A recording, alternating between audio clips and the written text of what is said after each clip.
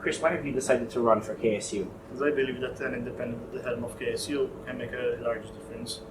An independent can work with both the government and the opposition. I'm not saying they don't, but the current KSU don't. But I think an independent can work, I think, a little bit better. And what I've heard from things is that sometimes they like KSU send a message and they're not always answered back. But I think if an independent's there, they'll actually answer back, and if they don't, I'm going to contact them myself and go again and again until they actually contact me, because these issues can't continue being ignored. They actually have to be solved. For example, the BARTS issue, the engineering warranty, because at the end of the day, these are going to be very impactful to students' lives. Kris, this is your third consecutive time running as an independent candidate. What makes this time different from the previous two?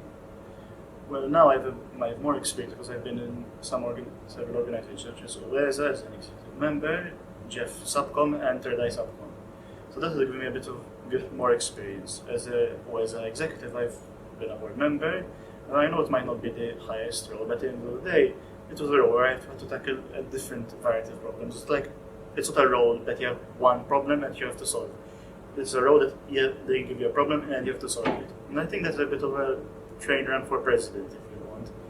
Also, being Third Eye Subcom, they can expose me to the current issues that affecting students, such as the issue about the Brent rises, which I wrote an article on, and also some other issues, like I will talk with other students, I can maybe write an article on them. But also being in Jeff has also taught me how to communicate my ideas better, so I think that was the perfect package. So, but Kris, if we look at the 2018 KSU election results, the elected president that year was Carla Galea, and she got well over 3,500 votes. You only managed to obtain 440 votes. She had an overwhelming 87% difference over you. In fact, in 2018, not a single SDM candidate got below 3,500 votes. Even if you were to significantly improve your election result this time, how can you possibly even come close to those kind of figures? Because that is the case when there was SDM, Pulse, and Independent. And I'm going to look at the case when there was an Independent against SDM. In that case, the SDM candidate got 900 votes, and the Independent, as I believe, got roughly 360 votes, I believe. So I'm hoping it will be that case of scenario. But besides that, also I can say that I have a bit more experience. The voters know me now because I've exposed myself more. And I think I have a bit more name recognition. Like, people know who I am on campus. And plus, in that time, I'd only run for 2 weeks, and I had never been an executive. So now I think there's a significant difference, where there was Kris Bajada, who was never an executive, no student activism, who had just a dream, an idea. And somehow, people didn't even think I got 440 votes, because I had no experience. No one knew me in an executive. They said, Kris, to go for a KSU, at least you have to be in accounts and an executive. But still, I managed to get an overwhelming amount of votes, 440, which no one ever thought I would manage. This year, now we're comparing a different Kris now. Kris who's been an active student now, who's talked in the climate change march, which I'm very proud I actually had the privilege to actually do that. I've been an executive, so I think now there's a significant difference. And also now I have a bit more experience. So I think now the voters are more likely to give their support to this cause that I'm fighting for. It's interesting you talk about it that way. Can I ask why you wouldn't, let's say, it's interesting because in a Loving Malt article, Chris Diakono did mention that you are related, as the nephew of Simon Busuttil. So you do come from a political background. It's completely fine. There are loads of students on campus that come from political background. Why wouldn't you, let's say, join SDM and try and bring change through SDM? Because like that, you have a much higher chance of getting elected versus running as an independent candidate. I did think of that in the past, but at the end of the day, I don't feel that at a university level, students should be bound to a political party. I mean, they should be allowed to experience different aspects each political party offers. For example, I was at a debate of KSJC, and this thing struck me. I mean, really struck me really hard. There was the debate, and obviously, if their candidate did something well, they would start clapping. What happened was the other opposing candidate suggested something good, and some people of the opposing party started clapping, and they the heads of that party started looking back to see who was the person clapping, and that shocked me. It said, I have to do this, and I have to do it much further to stop this mentality, to break this mentality, was there's an issue. If you're from that party, you have to accept almost everything the party offers. Which is, I don't agree with it. If one party is doing well, I say, yes, you're doing well. For example, when KSU does well, I would say, yes, you're doing well.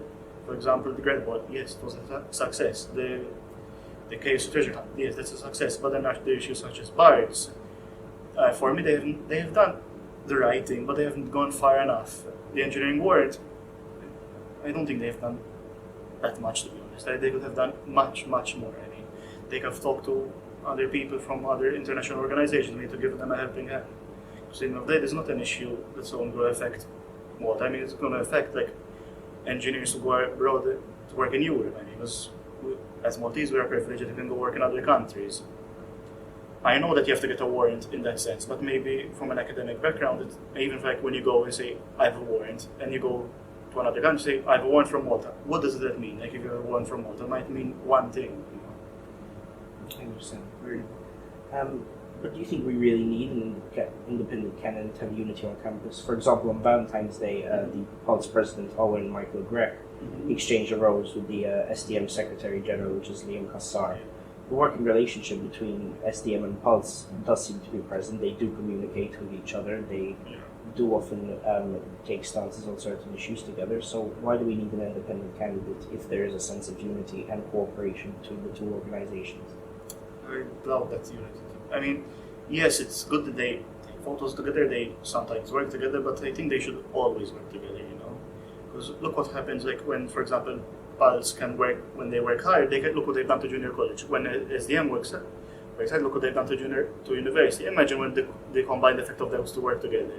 Imagine what you can achieve when they actually work together. So yes, I think, and plus an independent can actually go across party lines. For example, the rights issue. Maybe an independent can. Yes, I'm not saying that SDM in case you can't go to the Minister of Health, but maybe an independent might. Because at the end of the day, there's always the idea that SDM came from PN, and is the government really ready to help an opposing party? I don't know. But an independent, I think, is more likely, because at the end of the day, I don't represent the party, but I represent the students. Earlier this week in your speech that you gave on campus, you said 2 years ago we started something big, something that this university has never seen.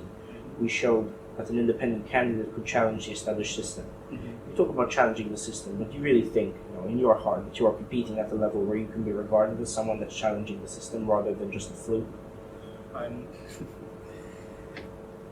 the end of the day, it's not only me. I mean, I have other people kind of backing the cause. So I'm just the one taking the bullets for everyone else. But in the day, it's not only me who wants this, but it's a lot of other people.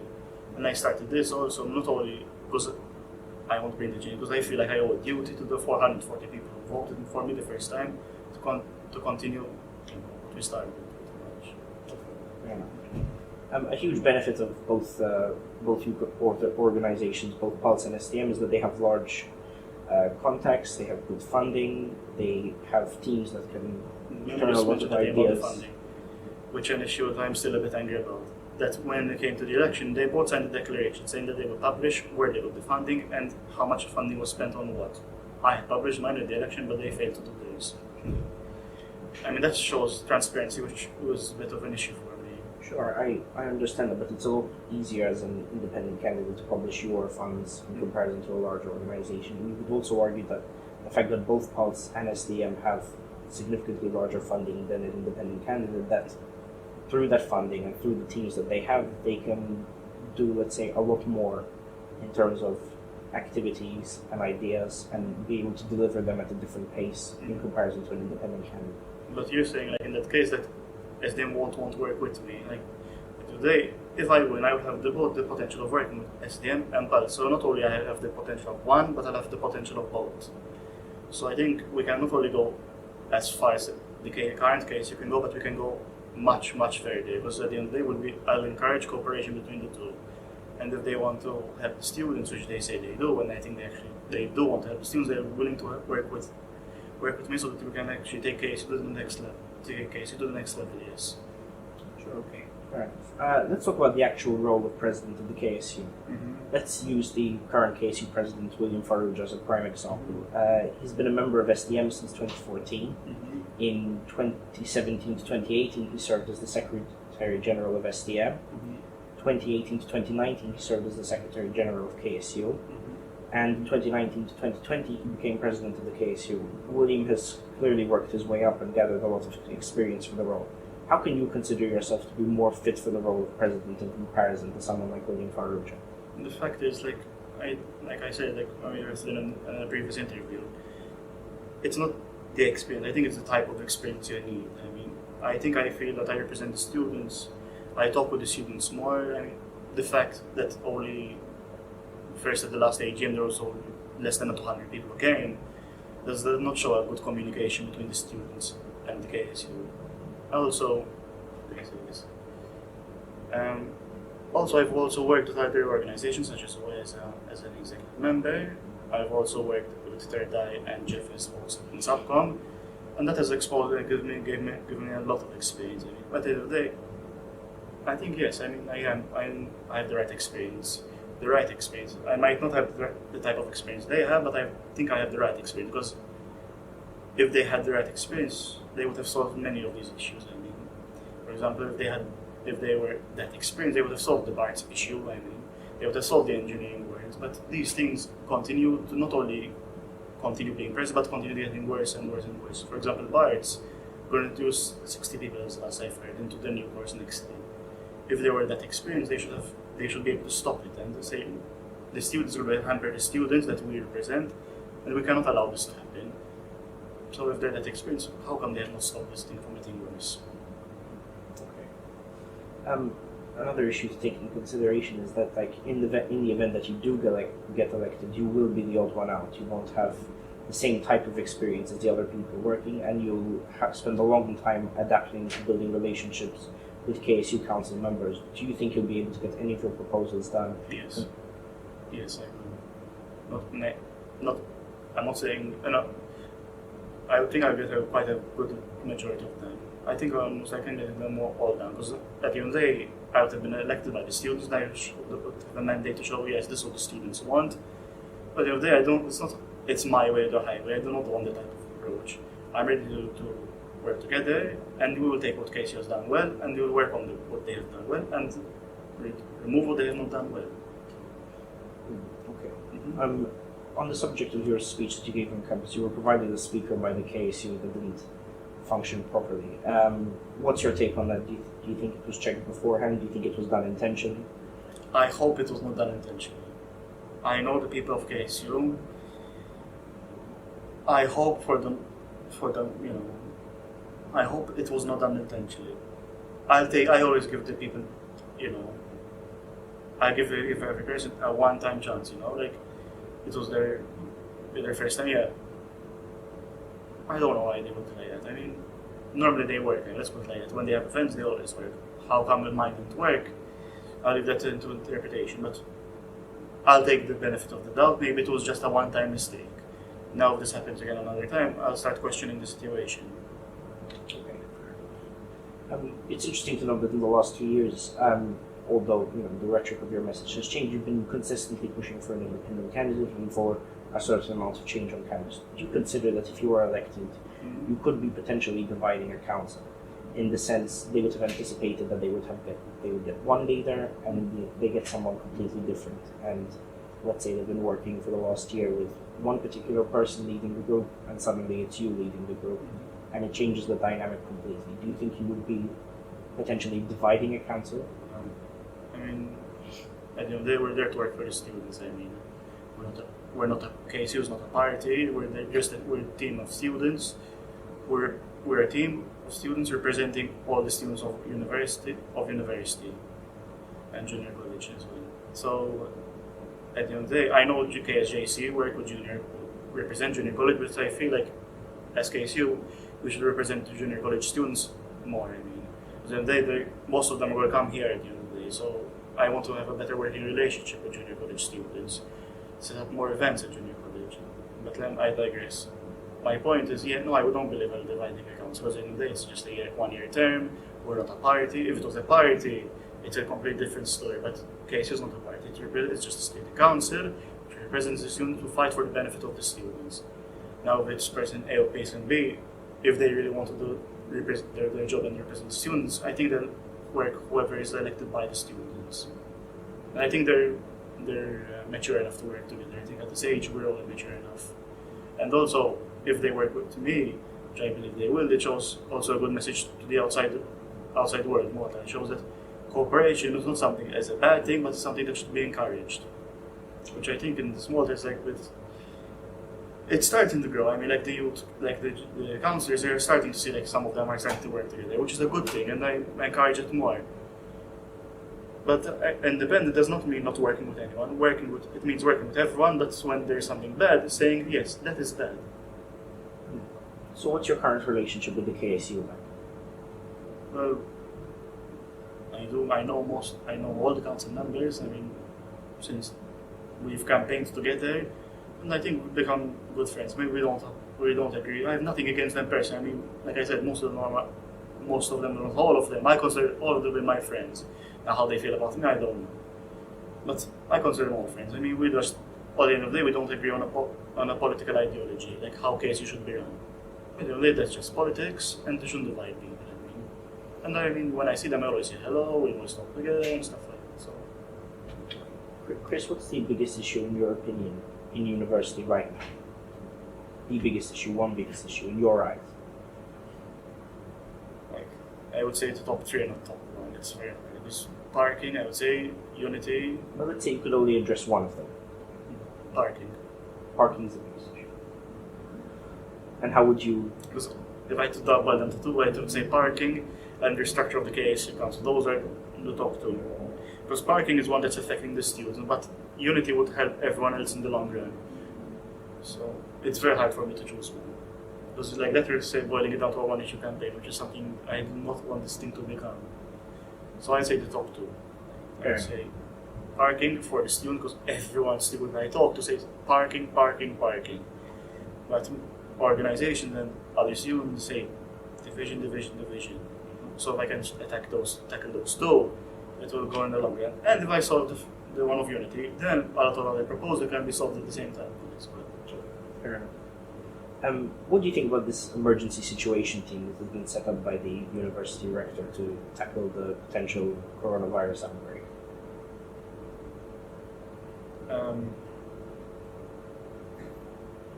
Like what? Can you repeat the question, please? Sure. University has set up this emergency situation team in order to tackle the coronavirus. What's your take on it? It's been set up by the university rector. His name is Alfred J. Pelham. He's a former one of the deputy of the Faculty of Science. Anyway, I guess obviously there has to be certain measures have to be taken, but we can't be too excessive. You know what I mean? I trust the health professionals that we have, and we'll see. But obviously, you can't be too lenient on certain things. You have to be.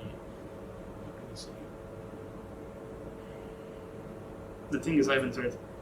I know the coronavirus, I know what's happening, but as far as I know, it has not reached Malta. We have to make sure it doesn't reach Malta. But every day, you can't be too harsh on the issues. You know what I mean? Okay. Because then it might. It's fine. No worries. No worries. Kris, you were a board member of the University Engineering Students Association in 2019. The former president of the association was Matthew Xuereb. He's currently an education coordinator for KSU. Do you have some kind of friendship or professional working relationship with him? The fact that he was the former president of OESA, yes, and we have talked on occasions.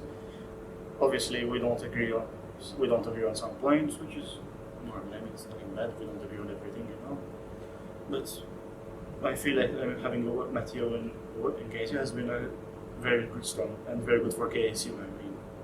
Very good for OESA. Sorry, having Matthew on KSU has been very good for OESA.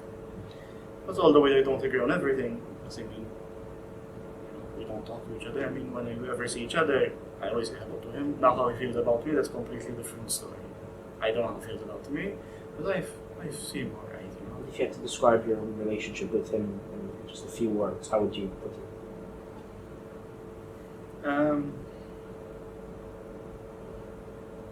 Okay, pretty good, I think.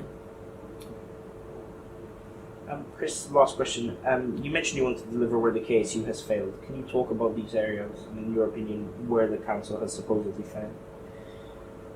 It has failed of not going far enough. I mean, for example, when it came to the engineering warrant, I think KSU should have done more. When it came to BARTs, it should have done more. I know it's doing a lot, and I've seen how, especially for the engineering warrant, like KSU has done something, but I think it should be done more. I congratulate UESA for the work they've been doing on the engineering warrant. They've always gone to council meetings of the Chamber of Engineers, and they're doing a tremendous job. From here, I'm not saying this because I was a former member, but me as an engineering student, I congratulate them for the work they're doing with UESA. But I think KSU should be doing more. Should be doing more, in my opinion. You know? It's not they're not doing anything, but they're just not doing enough. Just the end of the interview. Do you think you'll get elected this year? I think I have a very strong chance this year. I mean, students want to change, and I think I'll be the change that they wish for. Thank you very much. Thank you very much. Thank you.